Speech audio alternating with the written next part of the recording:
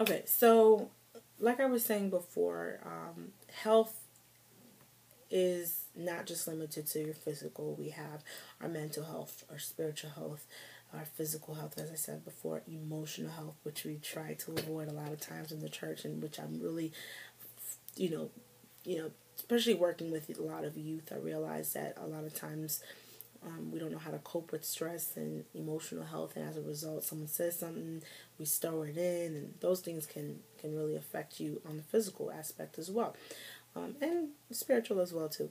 In addition to that, I talked about the spiritual health, mental health, emotional health, and things like that. Now, there, it was an interesting study that I was reading on WebMD, and it was correlating stress and how it can affect even your teeth and your oral hygiene. Your breath can stink if you're stressed, in layman terms. But no, seriously, on the seriousest tip, when you're stressed, you have a tendency to skip a meal. You have a tendency not to skip a meal, but some people skip a meal when they're stressed. But you don't take care of your oral hygiene.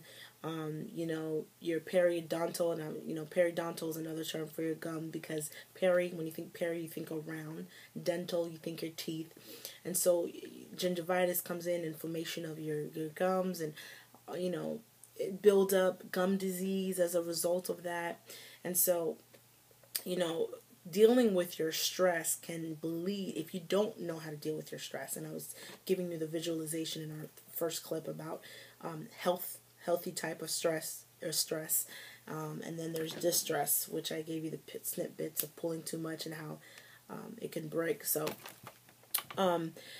in another study I was reading as well too, Dr. Carol Scott was mentioning about how African American women, and of course those of African descent, cope with stress quite differently from men, and those of other ethnic backgrounds. And men in general, when they are stressed, they like to attack the situation, fix it. Men are fixers. Women, Caucasian women, they go to friends, they devote their time to their children, they go out, to kind of clear up the air. But in the study, it was saying how African American women have a tendency to mend, nurture, and keep their stress in. Now, this is not to say that African American women do not exercise, because our top athletes are female athletes are of African descent. So for me to say that would be wrong to my people. So I definitely don't want to say that. African American women, we do exercise, and when we exercise, we exercise. But in general, a lot of the health risk, I mentioned about that. We worry too much about our aesthetics versus our health in general, and coping with that. And stress is something that is eating us up, causing us to have poor relationships. Stress can cause us to, there's a term, defense mechanism, which was derived by the psychologist Sigmund Freud, and one of the defense mechanisms is called displacement.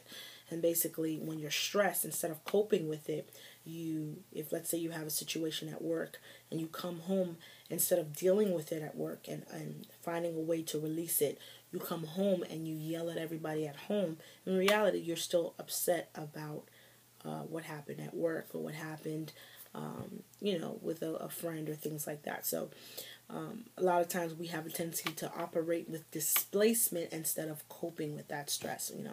Now, statistics, I can give you statistics at the wazoo. I can, post links and give you research. But how do you cope with stress?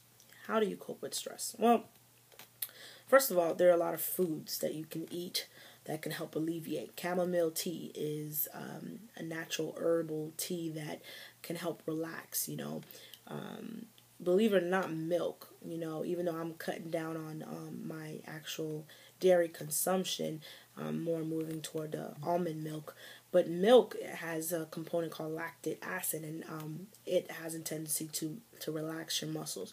When your muscles are tight and constricted, milk has a tendency to release that. So whether you drink almond milk, vegan milk, 2% milk, regular whole milk, carnation milk, whatever type. It's proven that that lactic acid is also a muscle relaxant.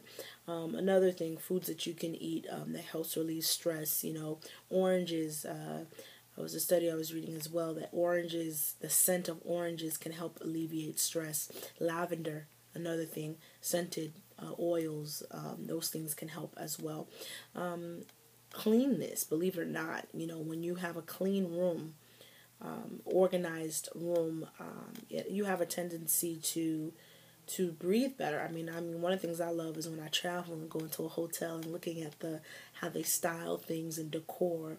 Those things can also the mood, the color, things like that. Of course, prayer. There's no better way to relieve your stress than prayer. I'm a firm believer in that. Um, Going out. Going out. That is so important. We don't like talking about it, but seeing a new scenery, you know, the park, the beach. I love the beach. Uh, you know, Going to a new city, and maybe you're a student, you don't have that much money, but going for a drive and just sitting. I was talking to my friend, and that was a conversation that was brought up, without giving too much TMI. But going and sitting down and just clearing your head, that's also a way of coping. Talking to friends, like I said, finding a new hobby.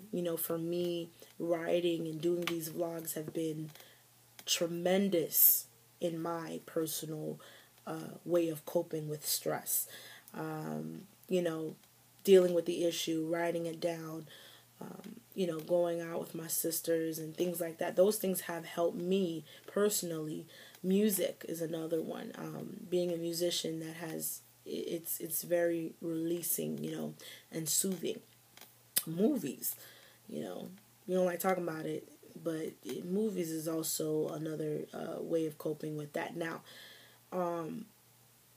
another last but not least tip I would give also is, of course, exercise. Exercise is so important. It helps elevate your mood.